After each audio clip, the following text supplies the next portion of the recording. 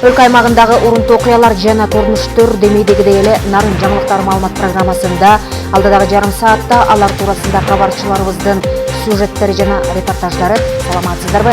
Бүгүнкү чыгарылышта административдик аймактык реформанын алкагында кыскартууга кеткен айыл өкмөттөрдөгү бош имараттар социалдык муктаждыктарды чечүүдө колдонууга берилет. 36 имарат бошогон. Дагы бир имарат кошо бошоп атат, анткени ал башка айылга көчкөндөн байланыштуу. Ат Башы районундагы Ак Моюн элине 4500 сомдон арзан көмүр сатылууда. Төттөрүн ошо Ак Моюн элине сомдор болуп аябай жакшы болот. Халыкка юридикалык жардам көрсөтүү максатында жерлерде тилектештик автобусу акциясы уюштурулууда. Тилектештик автобусу деп аталып, ошол жарандарга акысыз юридикалык жардам консультация берүү болуп эсептелинет.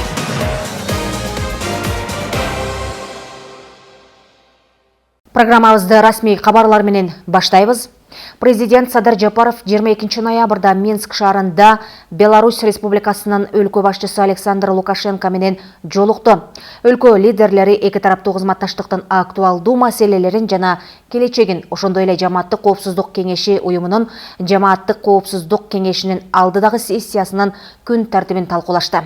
Садыр Жапаров менен Александр Лукашенко Кыргызстан менен Беларусь ортосундагы өз ара аракеттенүүнү эки өлкө элдеринин кызыкчылыгында бекемдөөгө даярдыгын билдиришти. Министрлер кабинетинин төрагасы Акылбек Жапаров жогорку кеңештин жыйынында өлкөнүн тышкы карызын төлөөдөгү иштерге токтолду. Өз сөзүндө министрлер кабинетинин төрагасы ири маселе катары тышкы карыздан четтеп кете албаарын, учурда карыз төлөөнүн эң жогорку тепкичке жеткенин билдирип, 2024 жылдын республикалык бюджетинде бюджеттик колдоонун алкагында келүүчү насыялар жана гранттар боюнча суммалар жок экендигин, өлкө өзүнүн булактарына таянарын кошумчалады. Жыйында дагы өлкөдөгү санариптештирүү тармагында жүргүзүлүп жаткан иштерге токтолуп, мамлекет толугу менен электрондук документ жүгүртүүгө өткөнүн, бардык чечимдер санарип форматка өткөрүлө тургандыгын айтты. Түндүк мобилдик тиркемелери, справкалар, санариптик документтер, банктардын тиркемелери, каттоо, электрондук нотариал кеңири кирди. Ал гана эмес, электрондук документтерди телефондон көрүүгө болот турганын кошумчалады. Ал эми жарандарды үй менен камсыз кылуу тармагындагы аткарылып жаткан иштер боюнча маалыматында республиканын бардык аймактары боюнча үйлөр куруларын 2024 жылы мамлекеттик ипотекалык компанияга 1 миллиард сом берилерин билдирди. Аны менен катар мамлекеттик мүлктү башкаруудагы иштерге токтолуп, мамлекеттик мүлк мамлекетке пайда бериши керектигин билдирди. Урматтуу депутаттар, эң чоң ири проблемаларыбыз бул тышкы карыз. Бул жөнүндө жакында урматтуу президентибиз дагы тынчсызданган кишилерге кайрылууну жасады. Ак кыздын агынан эмес, кара кыздын багынан дейт. Биздин багыбызга эң чоң мына бореки тоон өркөчүндөй болгон слайдты карасаңыздар болот. Ошо биздин бактыбызга туш келген экен. Муну төлөш үчүн биздин бюджетибиз профицит болуш керек. Биз өзүбүздүн акчабыздан төлөшүбүз керек. Эгерде өзүбүздүн акчанын эмес, бул карызды төлөйбүз деп, бөлөк карызды ала турган болсок, бул долговая ловушка, анда биз эч качан карыздан кутула албайбыз. Ошондуктан бизге 5 жыл тынччылык керек да. 5 жыл тынччылык керек, 5 жыл тынччылык экономикадан өтүп, тоон өркөчүн кесип, түздөп, мындай туруктуу экономика өсүшүбүзгө керек. Проценттерин айтпайлы, өзүнүн эле желке основной долгу 2023 жылы, мына быйыл сиздер менен төлөп бүтөйүн деп калдык, 344 миллион доллар төлөдүк. Эмдиги жылы 400 миллион доллар төлөйбүз. 25 жылы 430 миллион доллар төлөйбүз. 2026 жылы 390. 2030 жылга чейин Кыргыз элине тынчтык болуп, тышкы карызыбыздын баарын ордуна келтирип, экономикабызды өстүрүп алышыбыз керек. Ошондуктан профицит менен жашабасак, өзүбүз бир топ кыйынчылыкка элди алып келип алабыз. Албетте, биз мамлекеттик карыз менен элди коркутуу, байкуш болуу деген сыяктуу сезимдерден кутула алдык. Бирок өлкө ичиндеги саясий таасирлердин айынан экономикада эч кандай потрясениялар болбош керек. Ким ошону кааласа, демек көз карандысыз Кыргыз Республикасына каршы же болбосо өзү чет мамлекетте жатып алып, бул мамлекет жоюлсу деген киши деп эсептесе болот. Тышкы карыз боюнча мамлекеттик саясат түбү менен биздики өзгөрөт. Мындан ары бюджетти колдонууга жана ар кайсы реформаларга эмес, биз реалдуу секторго гана акча алабыз. Жогоруда айткандай, мына мен айтып кеттим. Профицит боюнча менден сурашкандан өткөндө бюджет комитетте айттым элем, азыр дагы айтып коеюн. Профицит акча бар. Бирок анын орду дагы бар, урматтуу туугандар. Каяка барат бул? Биринчиси, киреше туруктуу түшүшү үчүн акционердик коомдордо мамлекеттин үлүшүн көбөйтүп, финансалык активтерге кетиш керек. Бул акча акционердик коомдорду капиталдаштырууга, бюджеттик кредиттерди берүүгө жумшалат, жана алардын кайра бизге дивиденд төлөөсү, кайра бизге көбүрөөк салык төлөөсүнө, жумуш жорун түзүүгө жумшалат.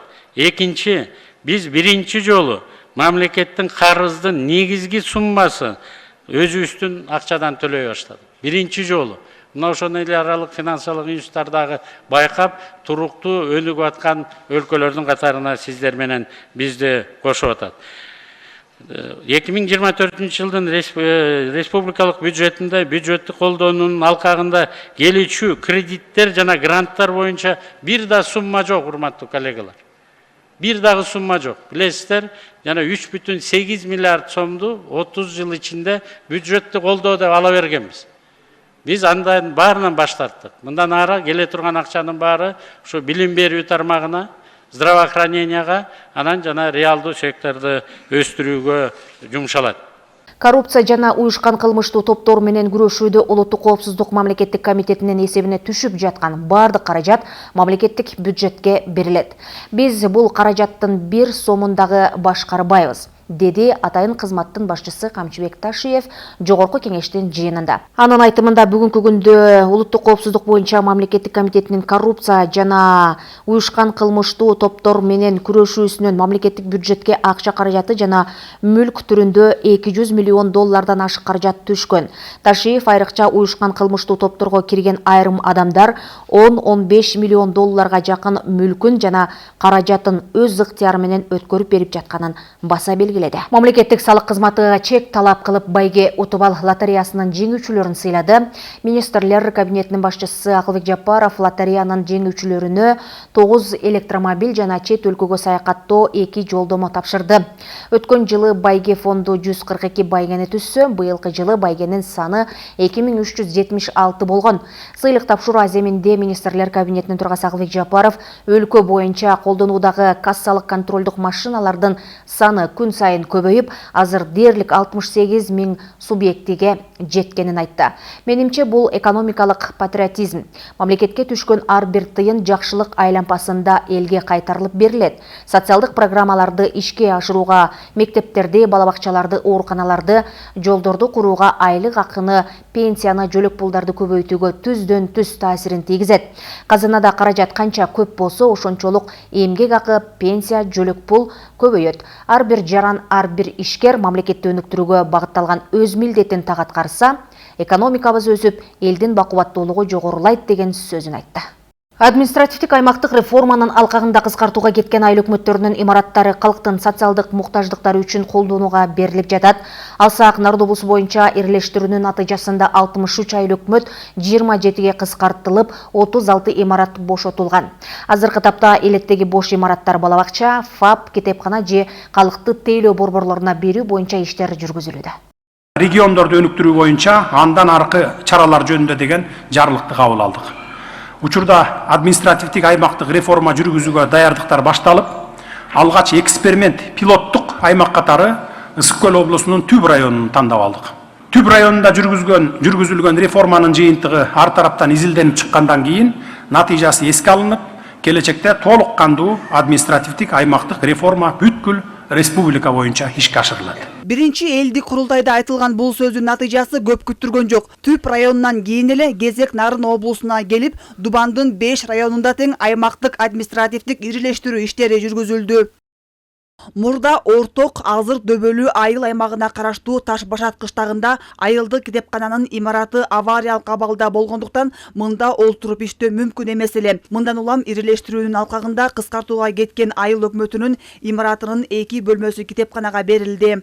75-жылдан бери ремонттоп, мунун баарын үстүн жаап, алмаштырсак да болбой, авариялык состоянияга келгендиктен, бул китепканабызда азыр биздин зданияга көчүрүп киргенбиз. Читательный залы бар, балдар окуучу, элдер окуучу залды курганбыз.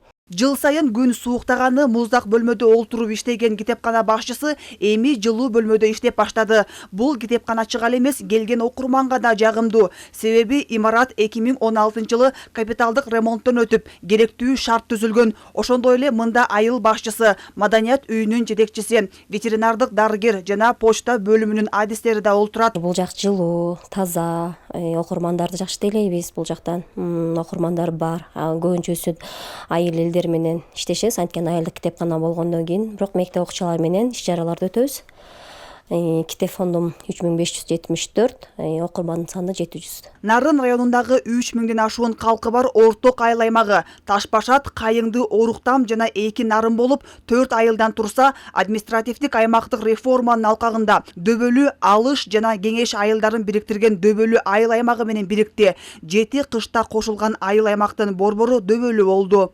Бизде азыр 14 жалпы муниципалдык кызматкерлерди кошкондо 14 кызматкер алынган. Андан тышкары бизде тиги өзүнүн шартында 5 кызматкер кыскарган. Нарын району боюнча 15 айыл өкмөт 7 айыл өкмөткө бириктирилсе, жалпы облус боюнча 63 айыл өкмөт 27ге кыскартылып, 36 имарат бошотулган. Эми кыскартууга кеткен айыл өкмөттөрүнүн бош имараттары социалдык муктаждыктар үчүн колдонууга берилүүдө. 36 имарат бошогон, дагы бир имарат кошо бошоп атат, анткени ал башка айылга көчкөнүнө байланыштуу социалдык багытта дагы бошогон имараттарды колдонуп атышат. Бул китепкана кылып колдонуп атат. Бала бакчанын 3 сааттык жана программасы бар, окутуу борборлору 3 сааттык. Ошого да берип, балдар ошол бала бакчанын 3 сааттык программасын окуп атышат да. Белгилей кетсек, ирилештирүүлүүдөн 246 штат кыскартылып, 113 миллион сом үнөмдөлдү. Аймактык реформанын натыйжасында 27 айыл өкмөткө Нива үлгүсүндөгү кызматтык унаалар тапшырылган. Айжамал Болот кызы, Норус Абылаев, Ала Тоо 24, Нарын облусу. Климаттык шарты кыйла оор атбашы өрөөнү бул жылга 21600 тонна көмүр керек дейт. Алардын 16700 тоннасын жергиликтүү калк керектесе, калганын бюджеттик мекемелерге таандык. Тоннасы 6000 сомго чейин бааланган кара алтын Ак Мойын айыл өкмөтүндөгү жашоочуларга 4500 сомдон сатылып, үйлөрүнө түшүрүлүүдө. Айыл элин сууктан үшүтпөй алып чыгуу аракетине кабарчыбыз токтолот. Ак Мойын айылынын тургуну Манас Кенжебаев 2 кабат үйүн жылытуу үчүн жылына 6-7 тоннага чейин көмүр керек дейт.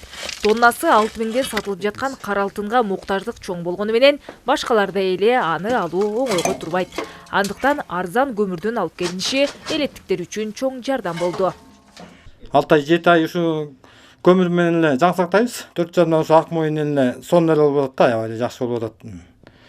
Мисалы үчүн мындай келчү 5 жарымдан алып атасыз, 5 жарымдан айыл өкмөткө келген үчүн, арзандап берген үчүн элге да аябай жакшы болуп атат. Бул иштеп аткан бул өкмөткө, айыл өкмөттөргө чоң рахматыбызды айтабыз. Алыскы аймак, анандагы кышы өзгөчө катаал, Ак Муз, Ак Мойын бирлик айылдарында 1800гө жакын түтүн бар.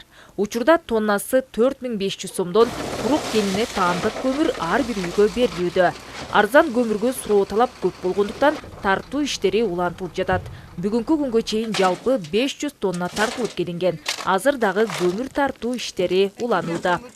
Биз ушу айыл өкмөт болуп келгенден баштап эле ушу элди арзан көмүр оту менен камсыз кылалы деп кеңешип баштаганбыз. Буюрса, негизи башынан аз камсыз болгон үйлөргө тартып алып келебиз. Анан бүгүнкү күндө жалпы ушу элге азыр 500 тоннадай көмүр келип түштү, 4500 сомдон.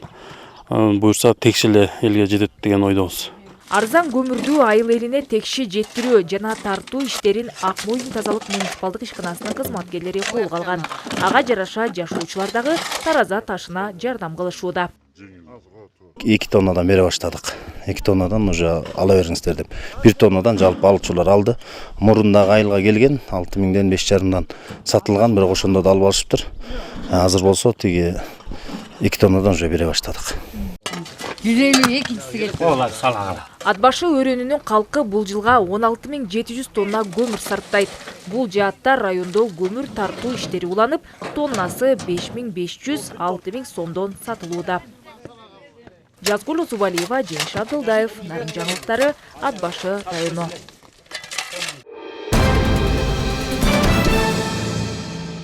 Мамлекет башчыбыздын жарлыгынын негизинде жүзөгө ашырылып жаткан кыргыз жараны концепциясында келечек ээлеринин ой өрүштөрүн жана бүгүнкү дүйнөлүк өнүгүүгө көз караштарын калыптандыруу башкы орунда турат. Андыктан өлкөбүздүн бир катар мектептеринде тынчтык клубтары уюштурулуп, жалпы журтту бекем ынтымакка, бузулгус биримдикке үндөгөн иш-чараларды өткөрүшүүдө. Алардын биринен кесиптешим Бөлөкбай Шеримбеков баяндайт. 11-класстын окуучусу Айдана Батырбек кызы Атбашы районундагы Жолдубай Кайыпов атындагы Жаңы күч тынчтык клубунун лидери. Өлкөбүздө кеңири кулаш жайган кыргыз жараны концепциясынын талаптарына ылайык өз аракеттерин баштаган бул жаңы уюм этностор жана региондор аралык ынтымак менен биримдикти чыңдоону көздөйт. Андыктан каарманыбыздын кичи мекенде ушул багыттагы ар кандай иш-чараларды өткөрүп туруу жакшы салтка айланган. Мага эң жакканы бул спорттук иш-чара болду. Ал муундардын арасындагы ынтымакты бекемдөөчү спорттук иш-чара болду. Ал жерде айылдын ортосундагы активисттер катышты, башка жактан дагы райондон кишилер келди, дагы семинар өттүк. Ал боюнча дагы көп жакшы маалыматтарды алдык. Медиа сабаттуулук анан маалыматтык сабаттуулук. Бирок кээде ушинтип биз кошуп айтып коебуз. Медиа жана маалыматтык сабаттуулук деп. Ал эми Ош шаарындагы номер 8 Барпы Алкулов атындагы мектеп гимназиясындагы Барпы тынчтык клубунун мүчөлөрү, тынчтык куруу жана өнүгүү институтунун директору Улукбек Нурмунбетов жана долбоордун координаторлору менен болгон телекөпүрөдө кызыктуу маалыматтар айтылды. Онлайн форматтагы маектешүүдө ат башлык жана оштуу окуучулар бири-бирине өздөрүн кызыктырган суроолорду узатышып, ынанымдуу жоопторду алышты. Ош шаарынын аталышы эмне үчүн аты мындай Ош деп аталып калган? Сулайман пайгамбарыбыз өгүздөрүн айдап келе жатканда, жанагы Сулайман тоонун алдына келгенде ошол таштын несине мындай башын ийгенде жанагы өгүздөрү качат экен да, анан өш деп айдаганда ошол жерде өш же Ош деп аталып калган биздин Ош шаарыбыз. Эскилиги чак жеткендигине жараша ар кандай ыңгайлыктары жок Жолдубай Кайыпов атындагы орто мектепте өлкөнүн түштүгүнөн түз байланышка чыгуу кыйла эле оңой болду. Мындай жагымдуулук баардан мурда аталган билим уясында компьютердик технология жакшы жолго коюлгандыгы менен түшүндүрүлөт. Бизде чоң панель бар, интерактивный. Аз эле болду, окуучуларга 14 ноутбук алып келгенбиз. Ошондон баары эле окуучулар үчүн көрүлүп аткан жардам. Ушундай клубтар мектепке керек, эмне байкадыңыздар? Биринчи болуп атат нерсе. Ооба, керек деп ойлойм. Эми бул башка жарандар менен тыгыз мамиледе болуу, башка улуттар менен тыгыз мамиледе болуу окуучуларга абдан керек бул.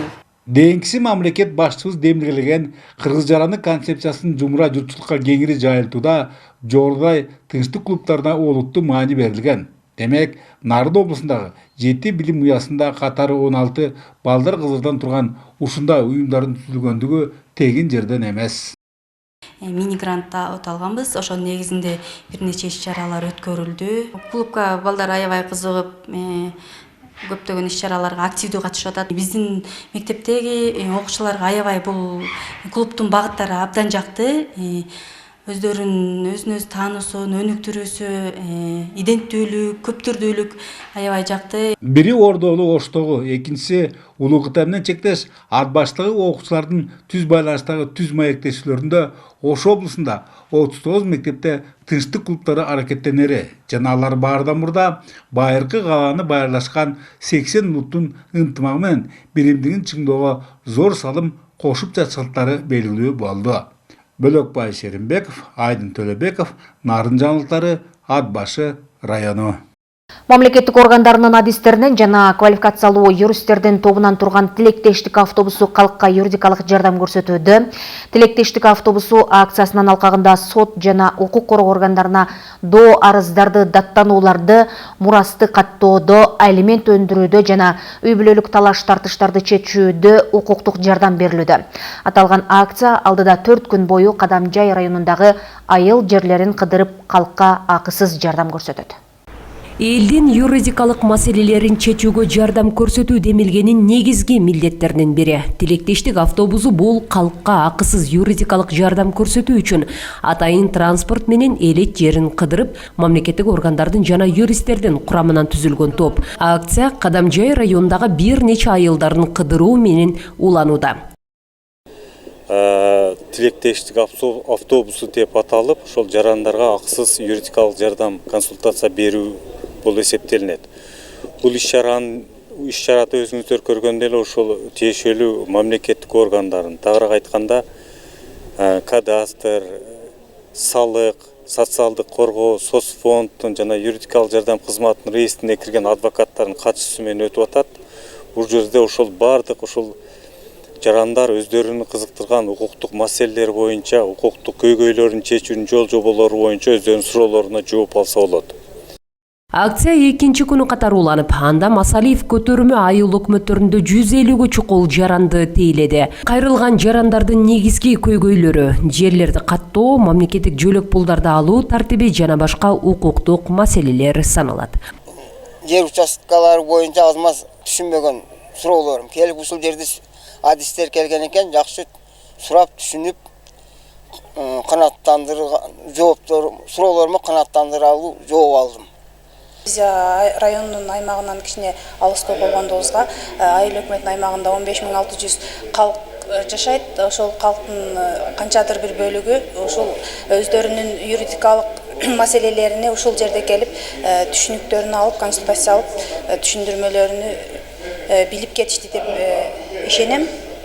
Юридикалык акысыз жардам көрсөтүү иш-чаралары жарандардын укуктук сабаттуулугун жакшыртуу жана маселени чечүү үчүн багыт берет. Мындан сырткары жарандар мамлекеттик муниципалдык жергиликтүү өзүн өзү башкаруу органдарынын кызмат адамдарына кайрылып, акысыз кеп кеңеш ала алат. Таластагы 5 таш мамлекеттик жаратылыш паркына 300дөн ашуун жаш көчөттөр олтургузулду. 5 таш паркын жашылдандыруу, көрктөндүрүү иштери Жашыл Мурас улуттук өнөктүгүнүн алкагында 2 жылдан бери активдүү колго алынган. Ар бир олтургузулган көчөттөр келечекте мамлекеттик жаратылыш паркынын кооздугун арттырып, туристтик аймакка айлануусуна шарт түзөт. Аймактарда Жашыл Мурас улуттук өнөктүгү уланууда. Бул күн мамлекеттик кызматкерлер 5 таш жаратылыш паркында жаш көчөттөрдү отургузушту. 300дөн ашуун ийне жалбырактуу көчөттөр келечекте 5 таш өрөөнүнүн кооздугуна көрк кошот.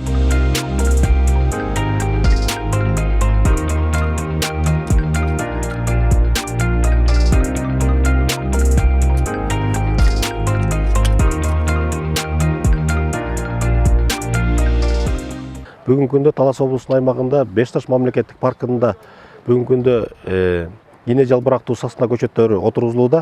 Облустун аймагында 189 гектар жерге Жашыл Мурас программасынын алкагында көчөттөр отургузулган. Бүгүнкү күнгө чейин ошону менен катар эле ушул отурулуп жаткан көчөттөрдүн дагы корголушун жана өсүп өнүмдүүлүгүнө жакшыртуу максатында тийиштүү иш-аракеттерди камкордук көрүү жагында дагы иш-аракеттер жүргүзүлөт. Тажиканов Данияр 13 жылдан бери 5 таш мамлекеттик жаратылыш паркынын корукчусу. Каарманыбыздын башкы милдети ар бир отургузулган көчөттөрдү убагында карап, сугарып, алардын өсүп кетүүсү үчүн кам көрүү.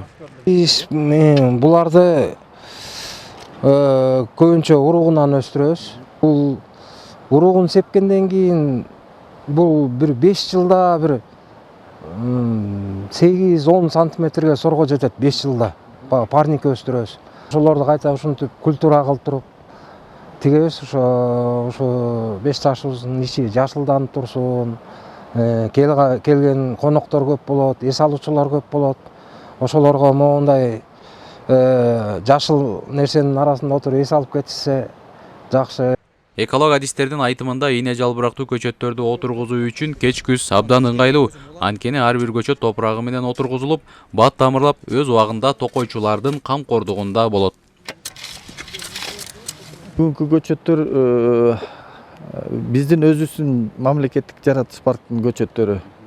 Питомниктердин атайын касып келип отургузуп атабыз.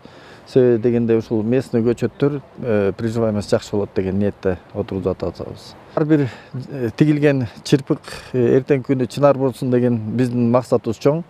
Ансыгандай ошо жылына тигилген көчөттөрдү дагы курчап, сугарып, ортолорун чаап, уход жасап, ошол жакшы өскөнгө аракеттерин жасап атабыз. Кудай буйруса бул жерде азыркы тигилип аткан көчөттөрдү да курчайбыз деген максатта туруп атабыз.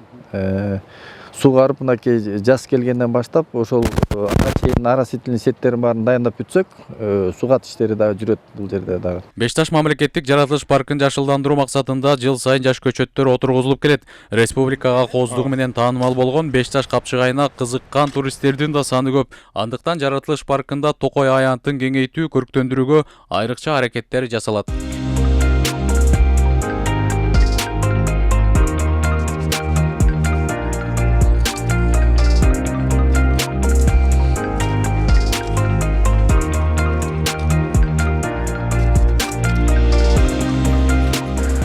Ушинтип токойлорубузду өстүрүп, келечек муундарга калтырып берүү боюнча анан бүгүнкү күнгө бардык ушул парктын кызматкерлери, Беш Таш паркынын кызматкерлери тартылып, бул жерди алдын ала айдап, анан көчөт отургузганда дагы аны туура лункаларын казып, жана аны узун сабы түштүктү карап, кыска сабы түнүктү карап, анан туура отургузса, ушул көчөттөрдүн ичинде жүргөн сака системасындагы өсүү процесси аябай тез болот дагы. Булар топурак менен тез контакт болуп, ошол эгер ар бир көчөттү туура өстүрсөк, анда бул өсүмдүүлүгү, өнүмдүүлүгү дайым жакшы көрсөткүчтө болот. Белгилей кетсек, Беш Таш мамлекеттик жаратылыш паркынын жалпы аянты 17300 гектарды түзөт. Анын ичинен токой баскан аянты 5350 гектардан ашат. Чыңгыз Айтматовдун 95 жылдыгына жана мамлекеттик тил күнүнө карата мамлекеттик тилдин баркын бийиктетүү аталышындагы иш-чара өттү. Аны Нарын облустук сот департаменти уюштурган. Улуу жазуучунун урматына арналган иш-чарада алп жазуучунун чыгармалары сүрөт болуп кагаз бетине түшүрүлүп, чакан ценка коюлду. Апаке, ак сүтүңөн айланайын апакем. Саманчынын жолу повестиндеги Майсалбектин ролун жаратып жаткан Улан Баяманов. Ал бала күнүнөн улуу жазуучу Чыңгыз Айтматовдун чыгармаларын окуп, андагы ар бир каармандын жашоосуна кызыкчу. Бүгүн ал Майсалбектин катынан үзүндү окуду. Патриот, мекен үчүн кырчында өмүрүн аябаган инсандын образына кирип, өзгөчө толкундоолор болгонун айтат. Майсалбектин ошо кездеги патриоттуулугу, ата мекенге болгон сүйүүсү, энесине болгон сүйүүсү, мен мугалим болот элем дебей баарын тыштап салып, ата мекен үчүн деп согушка барып, жанын берип, жанын аябай, ушундай кыргыздын рухун, мындай дуктуулугу дегенде орусча айтканда көргөзгөн эмени чагылдырып бердик да. Нарын облустук сот департаменти улуу жазуучу Чыңгыз Айтматовдун 95 жылдыгына жана мамлекеттик тил күнүнө карата уюштурган иш-чарада эне тилди билүүнүн маанилүүлүгү жана баалуулугу тууралуу айтылып, иш кагаздарды кыргыз тилинде талаптагыдай жазуунун зарылдыгы белгиленди. Бурчу бар экен, ошол жерге келип, өзүбүздүн ушул Чыңгыз Айтматовдун чыгармаларынан Саманчынын жолу повестинен Майсалбектин атасын энесине жазган каты боюнча бир кичине оценка койдук. Биз айтат элек, бүгүнкү күндө ошо Чыңгыз Айтматов атасы бүгүнкү кыргыз элинде белгилүү жазуучу, быйыл 95 жылды, эмдиги жылы, эми кийинки 100 жылына карата ушундай республика боюнча иш-чара өтүп атат. Бул жерде биз Чыңгыз Айтматовдун чыгармаларын көрсөткөнбүз. Мындан бир ай мурун Нарын облустук сот департаменти каладагы жогорку класстын окуучуларына улуу жазуучу Чыңгыз Айтматовдун чыгармаларына Стен газета жана жазуучунун ар бир чыгармасын окуп чыгуу боюнча сынак жарыялаган. Анын жыйынтыгы бүгүн чыгып, мыкты деп табылган номер 1 Токтогул Сатылганов атындагы орто мектептин окуучуларына жазуучунун китептерин белекке беришти. Менин оюмча бул конкурстун максаты өспүрүм балдарды көп китеп, кыргызча китептерди окуганга басым жасаш үчүн. Анткени азыр көбүнчө балдар китеп окушпайт, Чыңгыз Айтматов ким экенин да билишпейт. Ошону билиш үчүн ушул максат болчу деп ойлойм. Биз жеңүүчү болдук, ушундай сонун сыйлыктарды берди. Мен ошого аябай сүйүнүп жатам. Чыңгыз Айтматовдун 95 жылдыгына жана мамлекеттик тил күнүнө карата учурда облуста бир катар иш-чаралар уланууда. Жапара Насырова, Жеңиш Абдылдаев, Нарын жаңылыктары. Нарын облустук балдардын билим берүү борборунда дагы залкар жазуучубуз Чыңгыз Айтматовдун 95 жылдыгына карата Айтматов балдар дүйнөсүндө аттуу театрдык сынак өттү. Сынакка облустагы райондордон 6 жаштан 18 жашка чейинки окуучулар катышкан. Каармандардын образын окуучулар кандай чагылдырган? Кененирээк кийинки материалда. Ак Тала районунан келген Айназик Чолпонбек кызы Ак кеме повестиндеги Сейид Ахматтын аялы Бекейдин образын чагылдырат. Буга чейин ал чыгарманы жөн гана окуп тим болсо, бул жолу повесттеги кайгылуу окуялардан реалдуу жашоону көрүп жана түшүнгөнүн айтат. Биздин аткара турган чыгармабыз бул Ак кеме повести Чыңгыз Айтматовдун. Муну тандап алганыбыздын себеби мында аябагандай трагедиялуу көп проблемалар ачылат. Жана биз деген жеңебиз деген ойдо келдик. Ак Таладан 15 айылдын ичинен сурулуп биринчи болуп чыктык. Буюрса жеңебиз деген ишеничтебиз. Сынакка Нарын районунун Ак Тала, Ат башы жана Нарын шаарынын окуучулары катышкан. Буга чейин сынак ар бир райондордо өткөрүлүп келсе, бул жолу облустук деңгээлде уюштурулуп, актерлук чеберчилиги мыкты делген окуучулар өз өнөрлөрүн тартуулашты.